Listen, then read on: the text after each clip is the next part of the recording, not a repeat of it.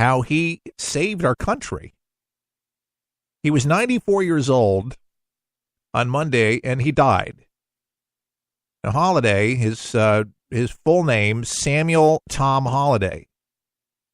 He used his native language to create what they called an uncrackable code, which ultimately helped win the war. And the war I'm talking about is World War II.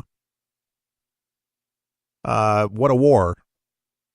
He spent his later days living at the Southern Utah Veterans Home at Emmons, and his granddaughter told the Spectrum, Ty Redhouse told the newspaper that Holiday will be buried on the Navajo reservation in Arizona next to his wife. Holiday went through the Marine Corps boot camp. Check this out. Age 19.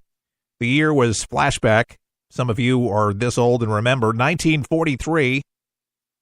And he went ahead and joined a group of Native Americans who ended up using their native language to develop the communication code for the U.S. military in World War II that proved to be uncrackable. Uncrackable.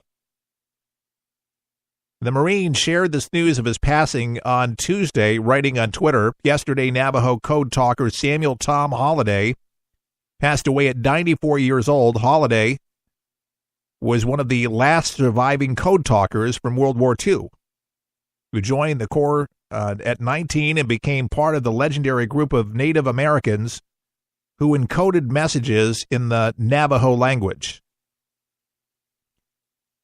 Holiday, one of the last surviving code talkers from World War II, joined the Corps at 19 years old. He became what an unbelievable appointment.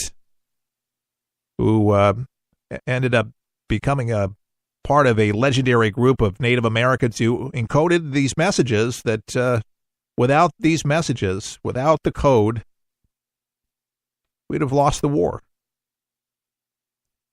Now, Holiday shared his experiences in Under the Eagle, a book, Samuel Holiday, Navajo Code Talker. It's a book he co-wrote with Robert McPherson.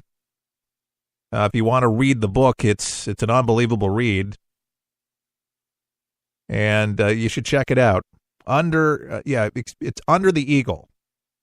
Samuel Holiday, Navajo Code Talker. You can just type that in Amazon, and there you go. Published in 2013 by the University of Oklahoma Press, and is the only book-length oral history of a Navajo code talker in which the narrator relates his experiences in his own voice and words. So pick it up. Dead at 94. God bless you. Rest in peace, Samuel Tom Holiday. Good stuff. John Schneider, big fan of the Dukes of Hazzards. Oh, yeah, the good old Duke boys. He's been having some problems, apparently, and so much so he can't, I guess, afford his child support. So he's been recommended by the judge to do some jail time.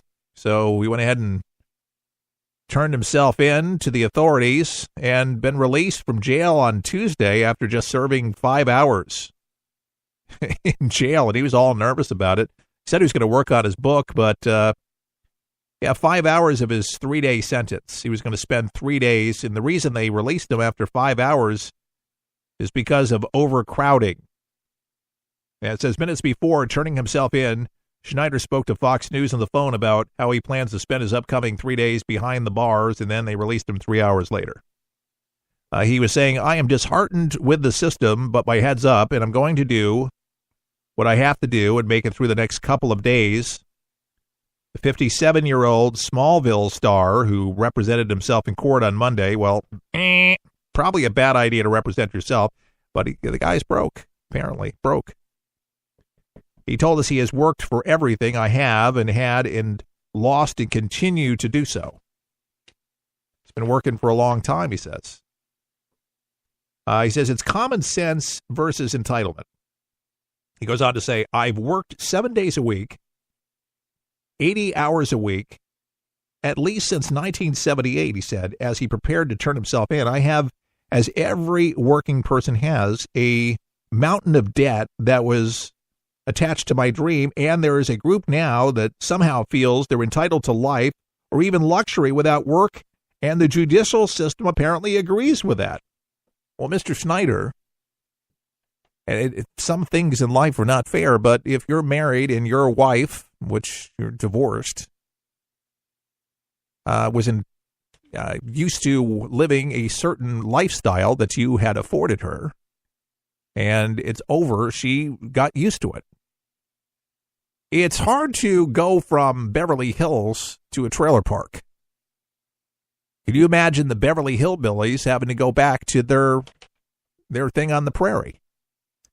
You might be happier, but from optics, it might just look so much nicer to live in luxury. That's why she's afforded this, and this is nothing new. I mean, he's upset, but he doesn't have the money. Schneider and Castle, I guess his wife, have been estranged since she filed for the divorce in 2014. They married in 93, had 3 children together, 2 of which were Castle's children from a previous marriage. And he says, if I had the money, I would have given it to her, just let this go away. But I haven't got it, so hopefully this is evidence of that. He apparently has a movie studio that got flooded out. Tyler Perry, I guess, is a friend of his. He says, they can take your stuff, but they cannot have your dreams, Schneider said, recalling his earlier conversation with Haves and Have Not creator. He is a dreamer and a liver of his dreams, and I am the same, and we are of one spirit. So these next 3 days are going to fuel my dream, not damage it anyway. If you didn't watch The Dukes of Hazzards, he played Bo Duke on the hit series from 1979 to 1985, as well as a handful of revivals in the early 2000s. And by the way, if you are an Amazon Prime member, all the Dukes of Hazzard series is on Amazon. So you can knock yourself out with Balls Hog and all that good stuff. NBC has been having a major problem since Megan Kelly left Fox News Channel, and she thought she was going to do so much better. Here she was acting like a conservative, and she comes over to a liberal news agency, and the numbers, well, she was the one that had blood in her eyes for Donald Trump, and Trump and her just fueled, and she thought she was going to get rite of passage somehow from NBC and from its liberal viewers, but have not accepted her, plain and simple. They don't like her style, they don't like her, and they're starting to think about reshuffling its morning lineup to limit the damage, as they're putting it, by shuffling Megan Kelly today. And a lot of sources are saying that the network executives are considering moving her, which they've been having a hard time attracting viewers.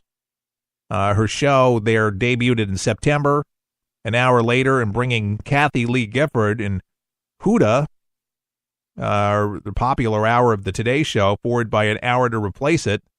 As Page Six reported in October, Gifford and Cobb's ratings took a high hit after Kelly replaced Tamron Hall and Al Roker's Today Take at 9 a.m. Anyhow, Kelly signed with NBC in January of 2017 and reported $20 million per year.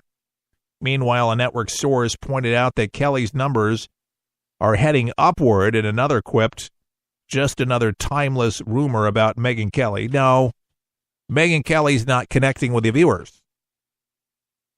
Megan Kelly, I don't know if she knows she's a conservative or a Democrat. I don't know if she's just not true to who she is, but she played it off for many years, had one of the best shows in time periods on Fox News, and this thought that she would do, well, financially she made more money, but her ratings, her career are in the tank, clearly in the tank.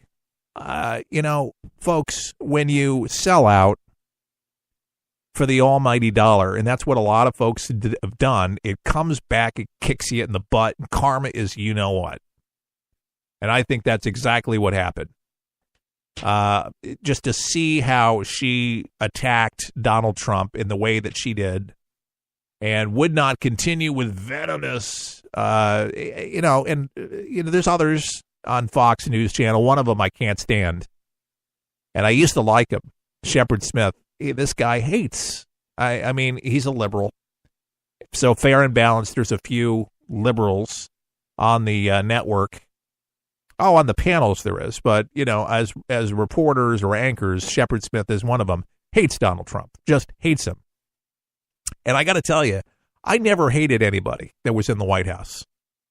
I did not like the policies of Barack Obama, but having a beer with Barack Obama, okay, let's sit down and let's talk a little. Hey, that may have been fun to just talk about other things besides politics, and maybe it would have been a good conversation.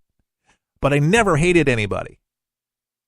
And when you do that and you got hate in your heart, you can't see it any other way. I mean, and I think that's where somebody needs to have a meeting with Jesus.